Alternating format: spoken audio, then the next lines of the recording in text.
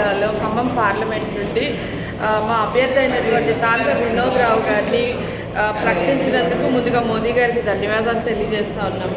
అలాగే తాండ్ర వినోద్ రావు గారి యొక్క గెలుపు కోసం మేమంతా కూడా సైనికుల్లా పనిచేసి ఇవాళ దేశంలో 370 సీట్లలో ఇంకా అధికంగా ఇంకో 30 సీట్లు చేసి దాని 400 సీట్లని మోదీ గారికి కానుకగా ఇవ్వబోతున్నాం. అందులో మా ఖమ్మం పార్లమెంటుని కూడా మేము జత చేసి మోడీ గారికి కానుక.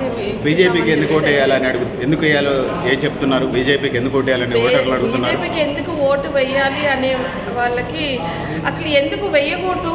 అసలు మోదీ గారి ప్రభుత్వంలో ఎన్నడూ జరగనటువంటి అభివృద్ధి కార్యక్రమాలు జరిగాయి.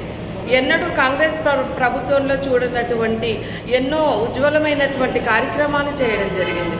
కాబట్టి ప్రతి ఒక్కరూ కూడా మోదీ గారికి మరి మూడోసారి మోదీ గారిని ప్రధానమంత్రిగా భారతదేశంలో చేసుకోవడం మనందరి కర్తవ్యంగా భావించి ఓటు వేసి మనందరి పార్లమెంట్ అభ్యర్థిని గెలిపించాలని చెప్పేసి విన్నవిస్తా ఉన్నాం. ఎన్నడూ లేని విధంగా 33% మహిళలకి రిజర్వేషన్ కల్పించినందుకు మహిళలందరూ కూడా ఏకపక్షంగా నిర్ణయం తీసుకొని మోదీ గారిని గెలిపించి మూడోసారి ముచ్చటగా మోదీ గారిని ప్రధానమంత్రిగా దేశానికి అందించాలని చెప్పేసి అందరికీ విన్నవిస్తున్నాం.